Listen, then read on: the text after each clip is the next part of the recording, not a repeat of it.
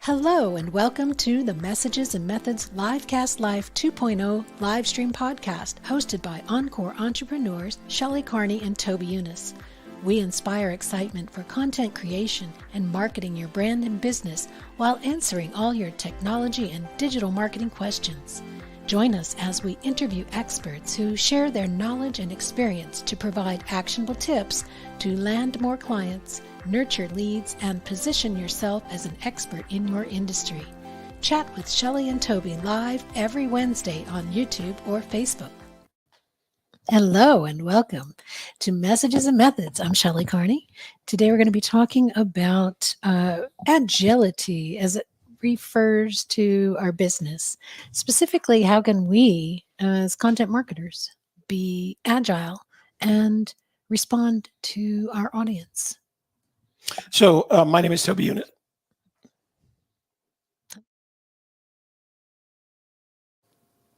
Of the hoarse voice. So let me do some quick introductions, and then let's talk about Podchaser at the beginning of the show rather than the end. Okay. Yeah. All right.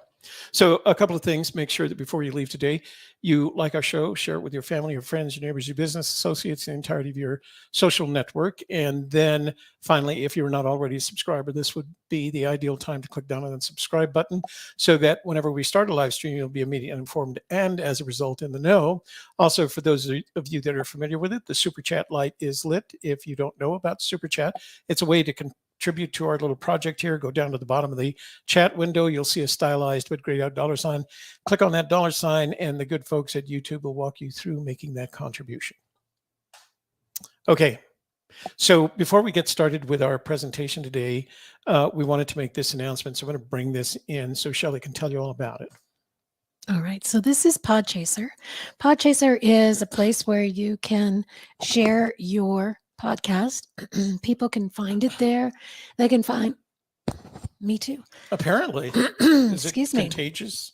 I think so. So people can find your podcast there. They can claim their spot on your show as a guest. As you can see, we have had Elsie Escobar, Cheryl Robinson, and Jen McFarland. They are members of Podchaser, and all you have to do to be a member is just go there and sign in and register. And you can show yourself as a guest on any of the podcasts that you've been a guest on. And you can also rate podcasts and leave reviews. And we're very focused on reviews in the month of April because of two things. We want to grow our audience. We want to share it with the world. And when you leave a review on Podchaser, they will do something called Reviews for Good, hashtag Reviews for Good 2022. Every review and reply on Podchaser, Podchaser will donate 25 cents to World Central Kitchen. And the World Central Kitchen chefs have gathered to help the people of Ukraine by feeding them, the refugees, the people under attack. They are there in the country and in Poland and surrounding countries to help to feed these people. So it's a worthy cause, and all you have to do is leave a review. It doesn't cost you anything but a few minutes of your time. So we're going to give you the link to that on Podchaser. And we'll also have that in the description box. So if you could go to Podchaser, leave a review for our podcast and any podcast that you would care to review, then 25 cents for each review is going to go to World Central Kitchen. So we thank you for participating in that. And we will respond to the reviews that are left so we can get that additional money going to the World Central Kitchen. And the easiest way to make a review is before you actually open the podcast, go over and click on the star, and it'll walk you through making. Well, that's a for review. each individual episode, which you can do. Right. You can You can actually individually rate each episode, or you can just do the podcast, right here. rate the podcast. And we hope that you'll give it 5 stars and let us know what you like about it or what needs to change or what you would like to see more of in the future. All right. You ready to go presentation Yeah. mode or any other announcements? I'm ready. All right. There you go. All right. So we're going to talk about digital marketing wisdom and read the signs and remain agile. And I wrote a LinkedIn article, a LinkedIn newsletter about this on Monday. So we're going to be expanding on that topic. And we'll put the link to that LinkedIn article in the description box below. So what does it mean to be agile? Well, if you Google it, here's what you're going to get. Agile is an iterative approach to project management and software development that helps teams deliver value to their customers faster and with fewer headaches. Instead of betting everything on a big bang launch, an agile team delivers work in small but consumable increments. And that really can apply to other industries rather than just project management and software development. We apply it to our own industry, to our own content marketing, content management, and content creation. We like to put things out quickly, have them show up, and get feedback on them to adjust to the needs of our audience. So 2 things. When Shelley wrote the article, as I was reading the article, she said, if you Google this, you get this definition, as opposed to the Oxford Dictionary's definition of agility or agile and agility. And I thought that was interesting. And I thought, well, how did it get that far? So I Googled agile. And sure enough, the first definition of agile was this one that's related to process, especially if that process deals with product development. And back in the, I'm going to say 80s, I did some work, some marketing consulting work for a very small company that was based in Woodbridge, Virginia, which is south of the Beltway from Washington, D.C.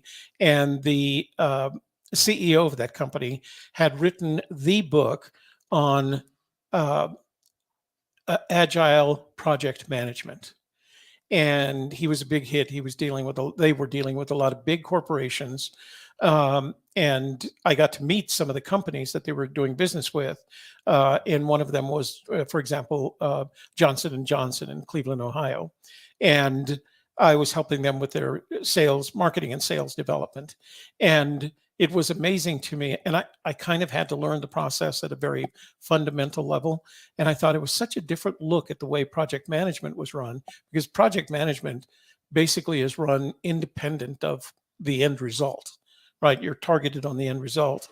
This agile approach had all these, I'm not going to call them stopping points. They were hesitancy points. They don't know what they call them. That's what I thought of them as, where you check in with the user and say, is this going to satisfy your needs, or does this satisfy your needs at this point?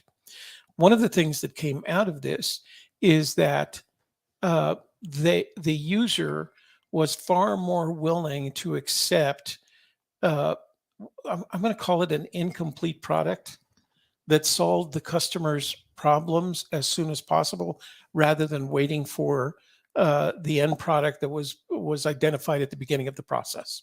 And it was just really interesting, because I remember Shelley talking about perfection being the enemy, or perfection being the enemy of progress, something like that. Perfection is a disguise for procrastination. Yeah. It's a way to say, well, it's not ready yet, so I'm not going to do it. And what she put did it out there. Right. And what she did with that is actually prioritized agility over the perfect end result. You were willing to accept something less than, and we deal with a couple of people who I would call perfectionists, and it falls into the Pareto rule, right? Your product is probably ready to go at 80% at the time it's 80%, and you're going to spend the rest of your time, that 20% of your time, trying to make it perfect rather than getting it out and making it available to us. And that's the approach that we take. we admit from the very beginning that our products aren't perfect. You can criticize them in terms of production values, for example, or you can criticize our books.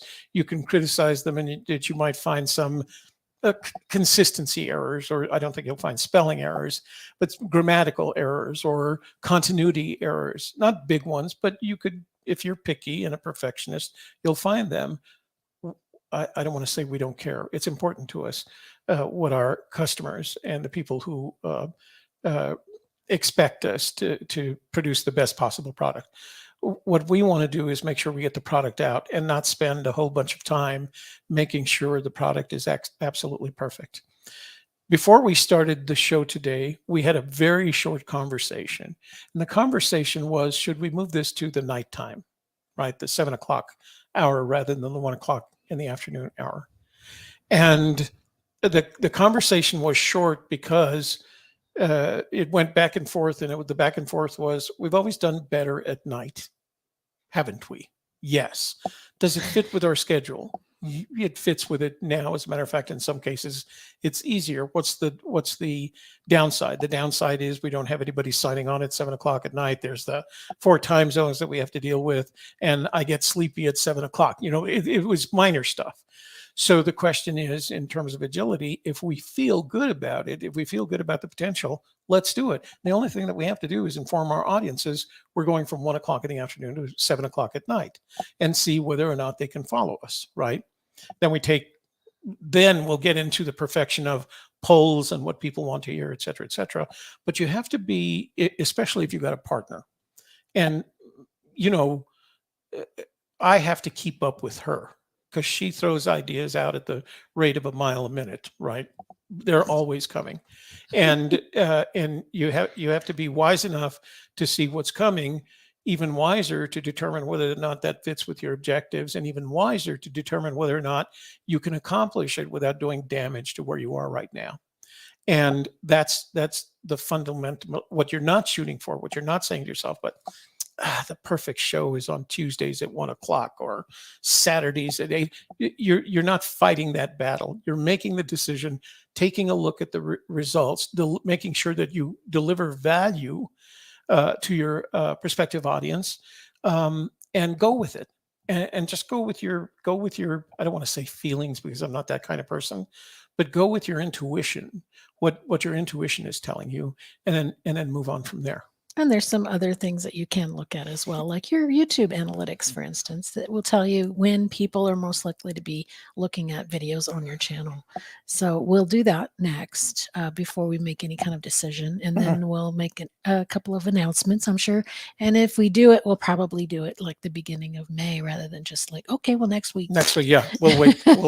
We'll work out this month so we have enough time to promote it and maybe get some feedback from our... Because we'll have to change our scheduling calendar for guests and all of that as well. Right. So there's other things that have to come into play if we do decide to change it to a different time. There's a lot of things that can happen for us because we are agile. We are a small enough company, it's just the two of us, and those things can happen as long as we've agreed. For instance, last week we thought, oh, well, let's do a show on Saturday nights. We put the branding together during the week, and on Saturday night we started another show. We have the studio, we have the facility, we have the equipment, so we can do that whenever we decide that that's a good idea. So because we're agile and we have that, we can put content out in the world before it's perfect. And perfection, is on one hand, okay, well, we want it to be good, but we don't want it to take forever. So you have to find that balancing point, right? The good enough, the place where it's good enough. And that's one of the reasons we go live, is because we don't want to spend the time on editing and perfecting everything. People don't care. People want the information, they want the value, they want it now, and they don't care how pretty or ugly it is as long as they get value from it. So we get to put the content out into the world before it is perfect, because we are agile and because we have been set up to be agile. So, for those of you that are watching this, you don't need me to do this, but this does go to podcast. So I need to add this to our podcast. All right. For those of you on our podcast, Shelley has quotes from several notable digital marketeers that she puts up on this slide. And one of them is from Aaron Wall. And he said, doing well with blogging is not about writing one key post. It is about performing day after day and helping a few people at a time. And that's really part of the definition of the agile approach or the agile attitude to running your business, operating your business, especially if it's a digital based business. If your store is online, you have the technology necessary to be as agile as you want in order to add products, ignore products, delete products, whatever you want to do with it. You have that flexibility. Back in the olden days, you didn't have that. You had to accommodate your entire supply chain from the point at which you acquired your raw resources to the point at which you delivered to your customer. And the sales process was part of that. Now, with digital marketing and digital technologies, the sales process is the biggest part of it because you can sell 24 hours a day all around the world. And the rest of the supply chain, while it is important, is not as important as what digital technology enables you to do. Next. And another thing that comes to us because we're agile is that we get to live stream video every week. And in fact, we now live stream 3 times a week. I live stream 4 times a week. And we can do that because, of course, we have the studio set up not only here in Toby's home, but I have one set up in my home. And as soon as we decide it's time to go live, we can flip a couple of switches and start doing it. We live stream video every week to stay consistent, to stay in front of our customers and our clients and our audience. And anybody can do this. And in that agility is an advantage, right? Because you're a solopreneur or a small business owner, you can do that every week, maybe even every day, and that gives you an advantage over the big corporations that can't do that or won't do that because they don't want to trust one person to represent their entire brand by live streaming that frequently from an in-home studio.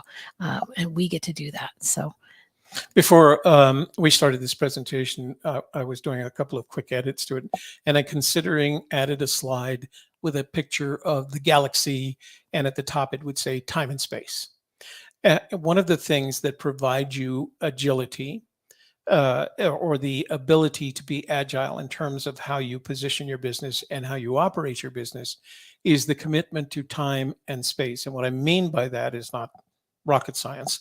What I mean by that is that you're committed to a certain amount of time to operate that business in a digital marketing way so that you know what the time is. Shelley and I know, regardless of all the other plans that we have, on Wednesdays at 1 o'clock and Saturdays at 8 o'clock and Thursdays at 7 o'clock, and then Thursdays at 1 o'clock, we're going to be together. We know we've given that time. And occasionally very occasionally, there's going to be something that prevents one of us from being there, but the other one will go on with the show, if you will. That's the time component. The space component is we are very fortunate to have a room in my house that's a studio. And not only is it a live streaming studio, it's a production studio. This is where the books are written. This is where the blogs are written and posted. This is where the books are published on Amazon, etc. It's an operating studio. It's our space.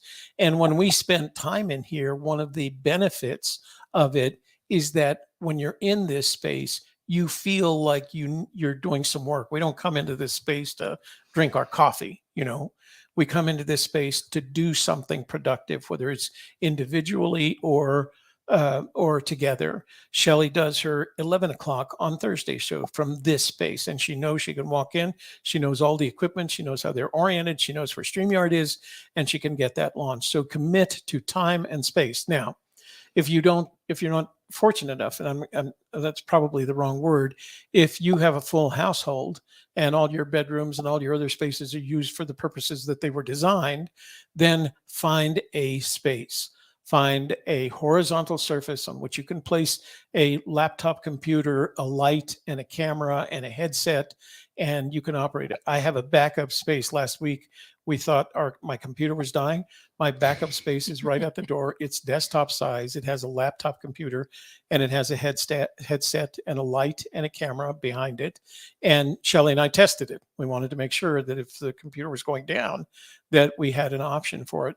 You can do the same thing. Make your space so that it's committed. And when you're in that space, you're effectively performing the functions of a digital marketeer producing something. So I'll go ahead and read that Oh, thank you. quote that we have for this one. So this is by Pierre Omidyarly. That's why I made you read it, because I didn't know how to say his last name. Yeah. We have technology, finally, that for the first time in human history allows people to really maintain rich connections with much larger numbers of people. And because you have that ability, you have the opportunity to create a business around those connections. Everybody, literally, he says it here, we have the technology. Everybody gets the same opportunity to create something around that technology. That's right. Another thing that we can do, because we are agile, is we can improve our show and ourselves incrementally. Again, Saturday, we just threw a show out there. Now we know how to put a show together, but we didn't spend a whole lot of time on that, because we want to have the audience guide us in what they want to see, what they like, what they don't like. So we'll throw things in there. We'll go, okay, well, maybe we'll try this sound effect, or maybe we'll use this music, or maybe we'll do a giveaway of a book, or maybe we'll try playing a game, or maybe we'll try one thing or another.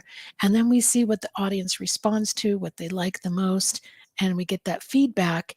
And that's how we create that show flow that really works for us. We didn't want to wait until we had designed the perfect show flow, because that's never going to happen. You don't know that it's perfect until you test it on audience and see their response to it. So we can incrementally improve. If you go back to March of 2017 and look at our videos, and they weren't even live then, because we had to have 1,000 subscribers before we could go live. But if you go back as far as March 2017 and look at our beginning videos, they're more stilted. They are not as professional looking as what we have today. But because we committed to doing a video every week, we sometimes more than one practiced, right? And we got better, and we improved every week incrementally, small increments. And now, how many years later? 5 years later? Are we 5 years? We're over 5 years. 5 years later, we can just boom, throw a show up, and like last week, we can just decide, hey, let's start a new show. What is it going to be about? Here, let's throw some branding together. Okay, let's start. Boom. And we hit go, and we get an audience, and we see how it goes. Because we know that we're going to improve that show as we move along, but it's easier to improve after you've got something to improve, right? I used to tell my daughter when she had to write an essay for school, what have you got? What have you started working on? And she wouldn't write, because she was like, it's not perfect, and I'm editing. You can't edit when you write. You write everything that's in your head. Then you go back and you have something to work with that you can edit and make more perfect. And that's how content creation works. Get out what's in your head first and then perfect it. Back in the olden days of 2017, and I was going to suggest, after Shelley suggested, if you go to this channel, comment. Oh, that's what that means. Is that what that? Sorry, I didn't mean to interrupt you. If you go back to 2017, where we started this channel, it's had several names since, and you'll go back. I think I counted 730 videos in the past 5 years. 3 million views, millions of hours of watch time. But you can see where we made transitions from that beginning phase where we were doing a lot of editing. And it was hard because there was hours of preparation in order to do the show. Then there was, in addition to that, hours of editing to get the show perfected to the point that it made sense to the viewer. Now, what we do now is we get an idea and we can do the show. If Shelley and I finished this show today, and Shelley said something about, well, I have a new idea about what we should be doing, we could literally have a show within a half hour of that idea, assuming that we had viable content for it. That's how easy it has become for us. And that's why it has the potential to generate even more revenue, because you're not putting your entire life into it. You have time to do other things, think about other things, and try other things, not just that particular program. So, Jonathan Coleman said, start with empathy, continue with utility, improve with analysis, and optimize with love. And, that last one sounds like love. What's it all? You've got to love what you're doing. You got to love who you are. You got to love working with your partner. You got to love your audience and understand them enough so that you can produce the kind of content that they find useful. John Miller was with us. He joined us on Saturday night for our show. It was a little bit different, I'm sure, than what he expected, but it was a fun show to do. It covered a lot of territory. That's why we're calling it Headlines. And John was there. John is what we would call a faithful viewer. Faithful viewer. He's been, he's part of the tribe. That's he's been right. With us a long time. Not only that, and he's also a member of our channel. Channel member. And he brings his family with him too, so we know John's entire family. So he shares it too. Yeah.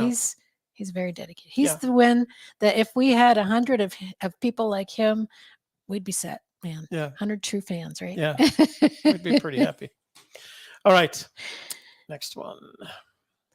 Okay, and what else can we do? Because we're Agile, we can discover what our audience responds to and needs from us.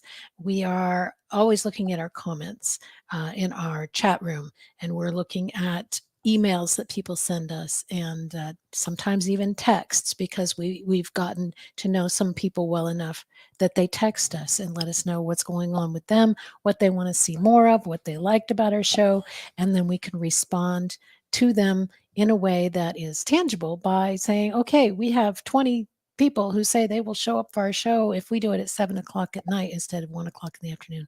We're going to move the show. We're able to respond to people's needs in that way, as long as it still fits with what is in alignment with us. If they said, well, what we really want is for you to talk about,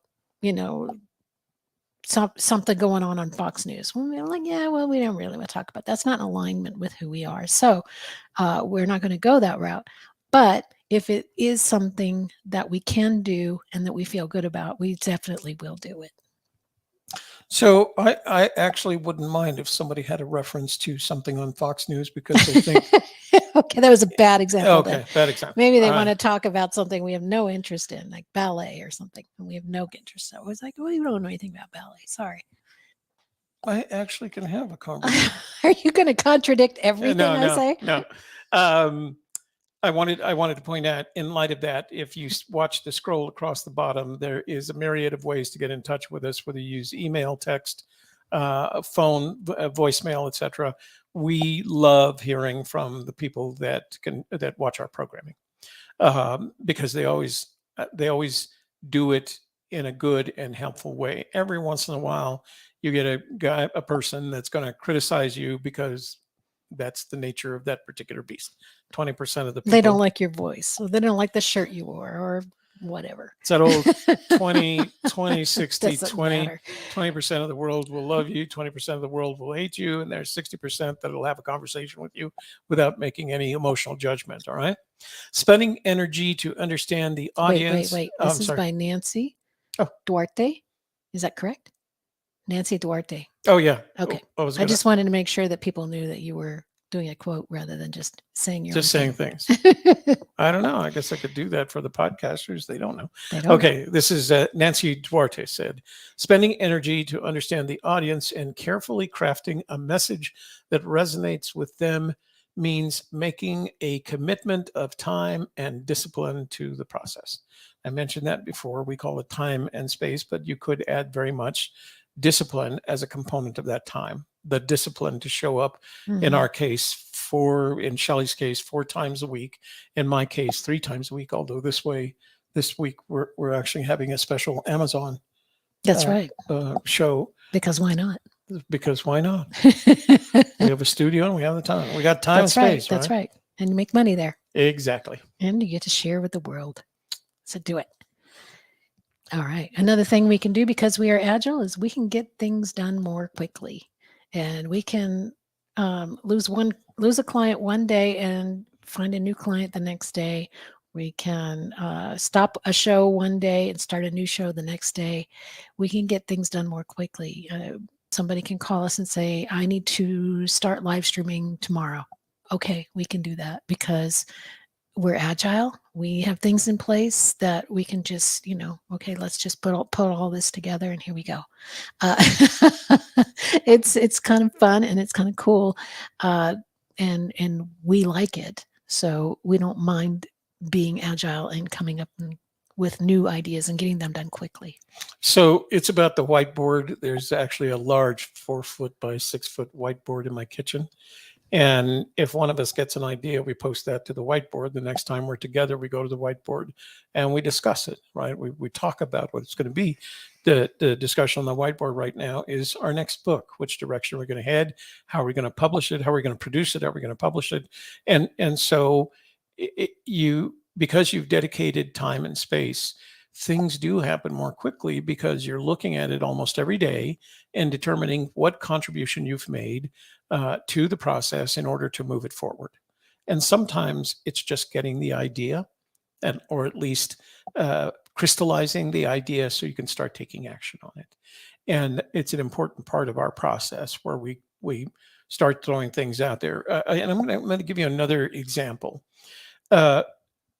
Day before yesterday, or within the past week, Shelley received an invitation from a conference called the CEX conference in Phoenix, Arizona. Unfortunately, and it was you registered for something, a freebie. Right. They had a contest or contest with a prize, and I registered for that, and I didn't win the top prize, but they decided to give me a free ticket to their expo, which I thought was interesting because the ticket was a $975 ticket for a 2-day, 3-day counting them. It's actually 2 days. They added a third day because there's a cocktail party the first day.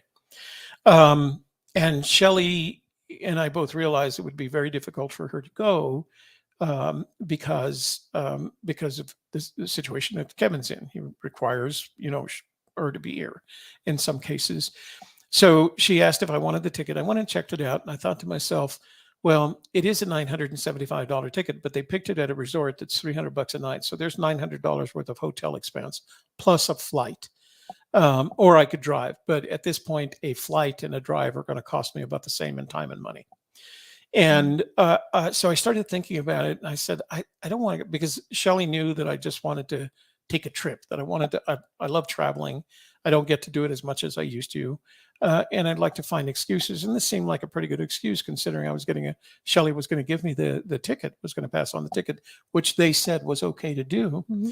So I looked at it and I looked at the pricing and I thought, is it worth, because it would cost me anywhere depending from at least $900 plus travel. And the travel could be as much as $600 depending on which airline and which level you went. So it's a $1,500 trip plus the time. And I thought to myself, how can I justify that for a 3-day trip basically and not getting anything out of it? So our first thought was, well, I could go and shoot some video and we could talk about what's going on and the events that I listen to or the presentations that I listen to. So that was kind of a first cut. I didn't think it was enough. So this morning we were sitting over there by the whiteboard. We started talking about it and we thought, what if we do the same thing that we did at the Sheep Podcasts conference where we interviewed people and then we turned that into podcasts and later on we turned that into a book. And there's 2 ways to produce a book from that. One is to produce a book of the interviews. Another way is to produce a book with your impressions of what the 5, 6, maybe 10 important things that all these people that you interviewed had in common in terms of digital marketing, and you could make a book out of that. But you'd at least walk away with X number of podcasts. Right, you're recording audio, not video. By the end of that conversation, it was getting close to starting this show. And so we had to get in here and get the StreamYard up, etc. But by the end of that conversation, it ended with, well, you know what? Let's call the guys at this conference and see if they could help us make it easy to conduct these interviews if we promise them access to, et cetera, et cetera.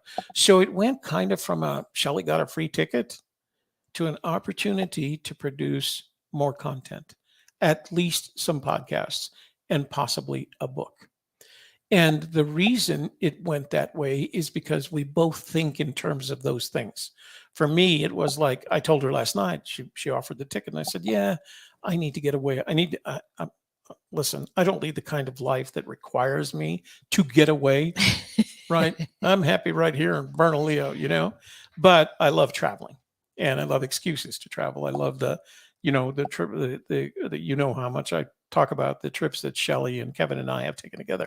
And I'm looking forward to that this summer, but I felt like I just need to get away. It started with, well, take this ticket. And by this morning, it had turned into a content production opportunity. And the $1,500 investment started sounding more and more reasonable. And it ended with a statement from my friend here that was, well, hell, if you're going to do that, I want to go too. So we're going to have to see how it all turns out. We'll see. It's a rough year for travel for us, but yeah. So Albert Einstein said, you have to learn the rules of the game, and then you have to play better than anyone else. So how can you do your content creation, content marketing better, different, in a unique way, in a way that makes you stand out? And get it done more quickly. So it's not just faster and it's not just better. It's faster and better. And what's interesting about this process, as we've learned it and how we advise people, the more you do it, the faster and better you get. That's right. That incremental perfection. That's right. And again, because we're agile, we can share our ideas while they are fresh.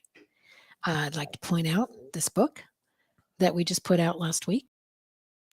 Because we do our books ourselves, we publish them on Amazon ourselves, rather than going through a traditional publisher. There are things in here that happened that I talk about that I stuck in there like the day before we published it, right? So it is fresh. It's got things in there that happened the day before we published, and then we're published and it's published in a couple of days. So it's only like a week old, the information that we put in our book. That's because we're agile. We do it ourselves. We get it done fast. Not only that, I should point out that one of the things that we've learned how to do is publish on Amazon. And the approach that we're taking to our book publishing is, as we build out the book itself, Shelley is doing the majority. We transcribe using a tool, and then Shelley does the majority of the editing and organizing. And she doesn't do a lot of editing. She does editing so that it makes sense, that the words that don't come out from the transcription, she does a significant amount of editing, but it isn't the kind of thing that literally ends the rest of her life in other areas, right? But what we've learned is that we pick a weekend, and the approach that we've taken as a result of knowing what Amazon does, because I take over the Amazon production part, I know that I can do it in a weekend. And because of how competent we are at putting the publication components together, the book and the cover together, we know that Amazon will approve it before the end of the weekend, that it will be up and available if I start on Saturday, and Shelley and I have the finished insides of the book, the text, and we've worked on the cover together. If I start on Saturday, there will be a book on Amazon on Monday, because we're not only good at the development process, we've gotten really good at the production process. We know exactly what Amazon expects. We follow those rules precisely. We know how to fill out all the 4 pages worth of production forms that they require us to do, and we get approved almost immediately. They say 72 hours. But I've uploaded a book on Sunday morning or finalized it on Sunday morning, and it's up Monday morning. That's a lot less than 72 hours. So that process has become a very easy for us to work at process. I'm trying to think of the right words that go with that, but formatting and because there is publication process, basically. the publication production process. Yeah. Because you have to take what you started with. In our case, it's a Google Doc with a Google Doc for each chapter that has to go into a Word doc that uses the Amazon downloadable template. And then you have to organize it so that it actually looks good by chapters so that you can automatically generate the contents table. You have to add your images if there are images. And then at the same time, you have to have that cover developed using the Amazon template, cover template. And that's what you upload. You upload the 2 of those. And there's a process by which Amazon takes that and formats it into the book. And within about 10 minutes, that's how long it takes, you can look at the digital version of that book, flipping the pages so you can see exactly what you're doing. And it may take, I spent probably, I think I did 3 or 4 uploads because I would make some minor changes, mostly due to formatting. But once it's accepted, they accept it, they review it, and they make it available to the public. So I think the most important thing we're talking about here is when you create your business, when you putting together your workflow and how streamlined you can be, you want to think about agility. How can I make myself agile so that when trends pop up or new information comes into my industry, that I can immediately take advantage of that and share that with my audience and keep everything fresh and up to date and technologically advanced. And if you sharing your ideas while they're still fresh is the point that Shelley's making. But if you look, for example, at this conference that's coming up, the speakers that they have, if you look at the list of speakers, they are all leaders and influencers in the area of content production, YouTubers and TikTokers and bloggers and podcasters, et cetera, et cetera. So even if I didn't walk away with 10 to 20 interviews, if all I did was attend each of the sessions and make copious notes, which I do, we would at least have so when we go there, we don't want to take their ideas. We want to put our powder coating. I don't know what else we want to give it our what color. we do best. Yeah. Right. We want to take what they've said and done, give it the coloring, the powder coating that we know from our experience it requires, and then present that, not necessarily as original content, but our ideas based on another individual's ideas that was at a current, a contemporary conference, a conference that happened in May of this year, So there's lots of ways to do that once you get it. And when that conference you'll have the opportunity to see probably 15 to 20 speakers. So when you walk away from those presentations, you will have a set of thoughts in the notes that you've made about what you can do with it. So it's not only a show about I was at a conference and here's what it was like. It was, I also have enough content. Even if I don't have interviews, I have enough content for 5, 6, maybe 7 shows based on the new ideas that we were presented and how we reconfigure those ideas in combination with our experience of doing what we're doing. It was Brian Halligan that said, people shop and learn in a whole new way compared to just a few years ago. So marketers need to adapt or risk extinction. And you've heard us talk about this before. That's what our whole set of digital marketing interviews, the first question we ask each of those experts is, what have you learned about digital marketing in the past 2 years? And the reason we ask that is because we know, and a lot of these marketeers know, that the world changed. and digital marketing was impacted in a significantly negative and a significantly positive way. And you have to take the good out of the positive and correct the negative. Figure out how, by taking the good out of the positive, you correct the negative. And that's what we're doing. That's how we operate, you know? You know? Yeah, that's us. Read the signs. That's part of our title, right? Read the signs and remain agile. Read the signs. So adjust what you were doing and your way of doing them with marketplace trends.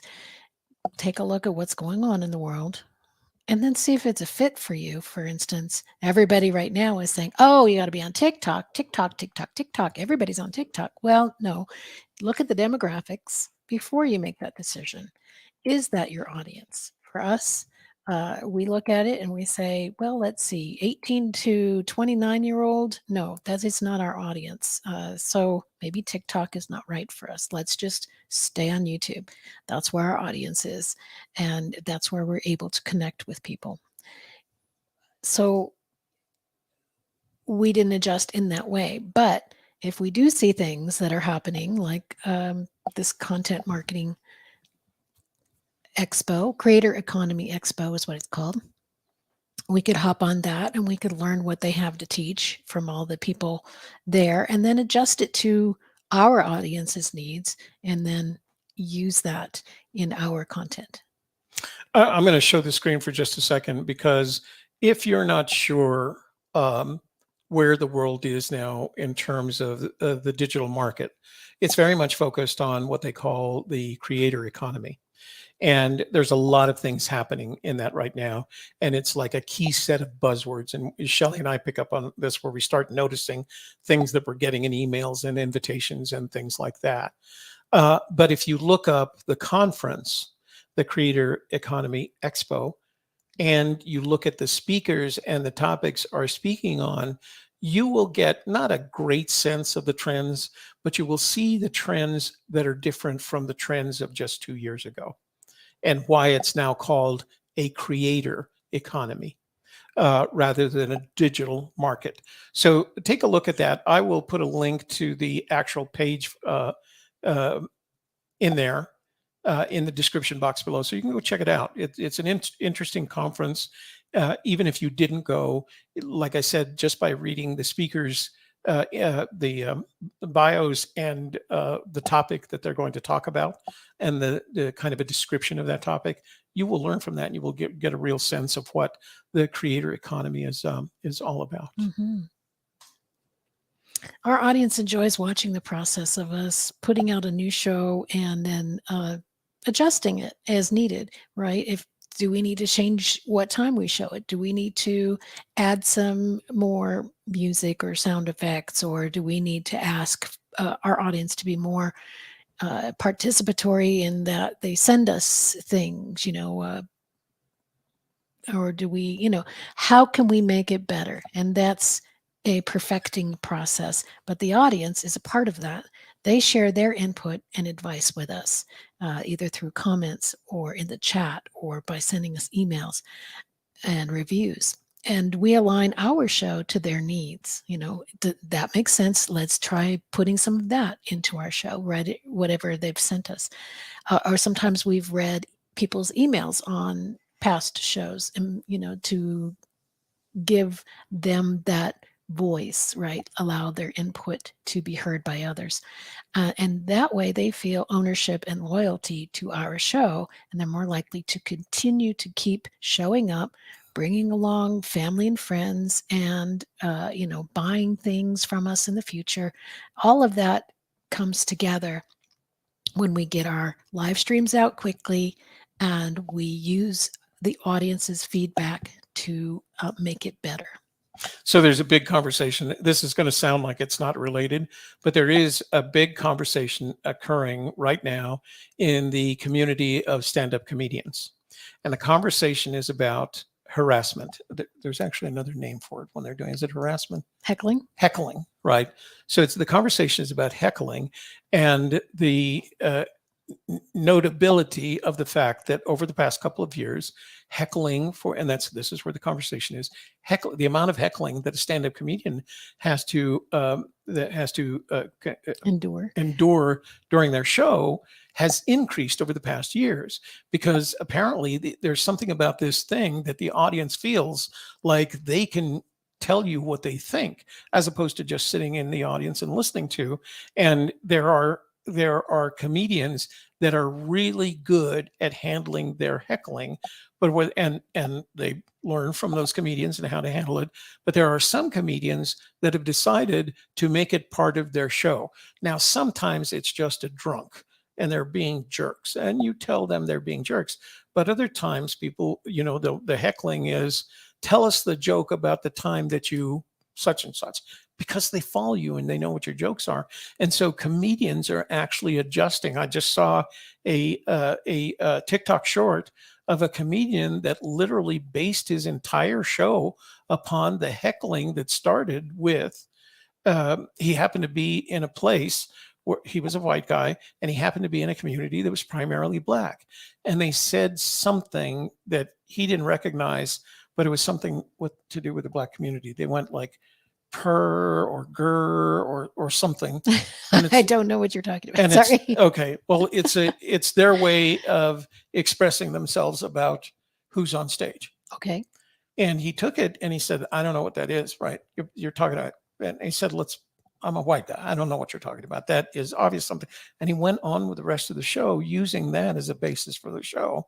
And the audience was now laughing. And the thing that might have been a heckle at the beginning of the program was now part of the program and laughable. Right. Instead of allowing it to divide him and the audience, he used it to bring them together. Exactly. And that's why listening to your audience is really important. We have the benefit of, unless we accept a call in, we have the benefit of being able to look at the chat and make decisions about what we're doing using the chat. And there was a time where that chat would not have impacted our flow. For example, we have a show flow that we follow. And it would not have impacted. Now it is more likely to have some effect on it, even if it is to explain why you're not dealing with that comment, right? Because your audience expects to be heard in one way or the other. And it may not be as John, for example, made a comment earlier about he wanted to let us know that he really enjoyed our Saturday show. And he wants to be heard with that. And he wants to know that we recognize that. And sometimes just, putting it up there is an indication that you've recognized how John is feeling about what you did on Saturday. But sometimes it's about the show that you're doing now. And sometimes it's a question. You have to be ready to listen and to deal with it, no matter whether it's good or bad. I just read a comment on an old video that somebody picked up, and they were criticizing Shelley's voice. Now, I don't know about you guys, but Shelley's voice to me is angelic. I don't know how anybody could hate Shelley's voice. Boo. Right? But you have to look at it and say, what's going on here? What did it mean? Why that? Why was it an entire paragraph of this going on? And anybody who likes my voice better than Shelley's has to be just a little bit nuts, But I addressed it, and then I deleted it, and I blocked him. Yeah, I can do that too. But if you want them to feel ownership and loyalty, you want to make sure you listen to them, and that not only that you listen to them, but you do something about it. So this comment, as simple as it may seem, and complimentary as it may seem, gives me the energy I need to make sure that we have another Saturday night show. Mm-hmm. Right, until it doesn't produce that kind of energy for me. And that has happened. We've started streams, channels and streams that after 3 or 4 days, it just didn't, 3 or 4 episodes, it just didn't have the energy that I was looking for. And so we turned it off. We went another direction. You have to be prepared to do that. Mm. Not everything in your pursuit of perfection, not everything is going to be a happy road to perfection. Sometimes it's an indication of you tried it, doesn't work, go do something else. Well, you learn more from failures than you do from successes. That's right. So yeah, learn from it. So you have to, Adam Odette said, you have to stand apart by offering high quality, relevant experiences to audiences that you truly understand. And we're just going to leave it at that because it says it all. Yep. Again, we did publish a book last week, Livecast Life, and it is called Livecast Life, the Content Creator Lifestyle. And part of that lifestyle is finding a way to give your audience what they want and doing it in a way that is agile so that you can respond each week. Each week you can move just a little bit closer to perfection, to what your audience wants from you. You move a little bit closer to the finish line, whatever you want to call it. Each week you add to your portfolio of content and you get better and bigger and brighter, and more and more people find you and recognize you. So it's a fun industry to be in, creating content. You like it, really? Yeah. And if you want to get into becoming a content creator yourself, get the book. It's on Amazon, easy to find, easy to read. And if you don't like to read, you'd rather watch a video, then we have a playlist on our channel called Livecast Life training series. Just watch all of those videos and you'll get pretty much all the same content that is in the book. And if you're a Kindle person rather than a paperback version, it does come in a Kindle as well. You can find it at book.livecast.life. That's right. Don't forget, we're going to be here Saturday night for more conversations in our new show called Headlines, which I could have used our new That's all right. thing, I but like this one. This I one like was this there one. from last Yeah. week, so I just left it. Saturday night, 7:00 p.m. Mountain Daylight Time. We will be here to have another conversation with you.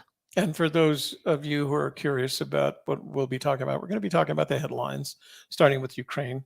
But we also did take a close look at not a close look, a more organized look at the photographs from the most recent FEN, the stuff that was released last week. And I think it reinforces a lot of ideas that we had about Forest FEN. And there was also something else that I want to talk about. So we will talk a little bit about FEN. Yeah. Make sure you sign up for our email list because we have additional information in there. We have reminders of what shows are happening and when they're happening so that you don't forget or get left behind or out of the loop. There's also great information in there about the content creator industry and things to keep you, up and apprised, and all those fresh trends that are coming our way are in the newsletter as well. Sometimes there's free training and free ebooks and all kinds of great stuff in their newsletters. So sign up at news.agkmedia.studio. And Shelley releases those on Tuesdays, so it has the entire schedule for us in the next week, so you know when and where to find us. That's it for our presentation on Read the Signs and Remain Agile. And I hope that was helpful to you. If you have any questions or you would like to discuss your vision for your own live stream podcast, blog, industry within your own home, please reach out to us and set up a call. That's free for you to have a discussion with us about what's going on in your world. And we'd love to hear from you to get that feedback and to know where you're at. And that's at calendar.agkmedia.studio.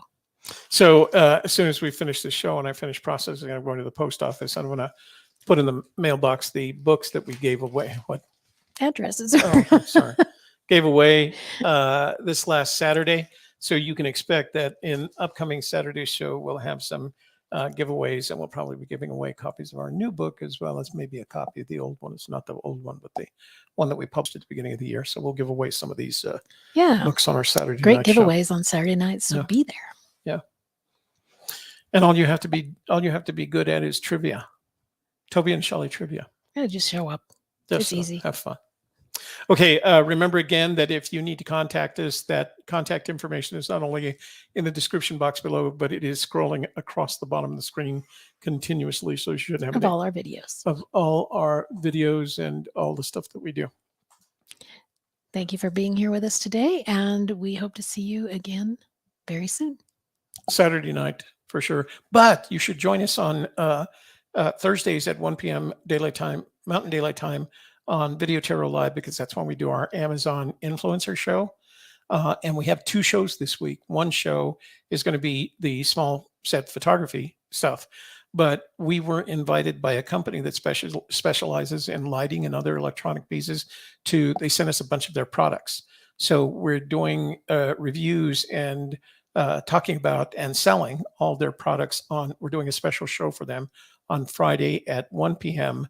Mountain Daylight Time. And you can find us at follow.videotarot.com. That's follow.videotarot.com. And I'll put that in the description box below. Join us. It's a lot of fun. You don't have to buy anything. Just, it's fun. Learn. Just be there. Yeah, be there. Thank you for joining Messages and Methods Livecast Live 2.0, hosted by Shelley, Carney, and Toby Younis. Please subscribe and leave a comment or question, and we'll consider your ideas for future shows. Share this podcast with your family and friends so they can learn about current digital marketing practices too. Check the show notes for links and resources, and please come back again next week.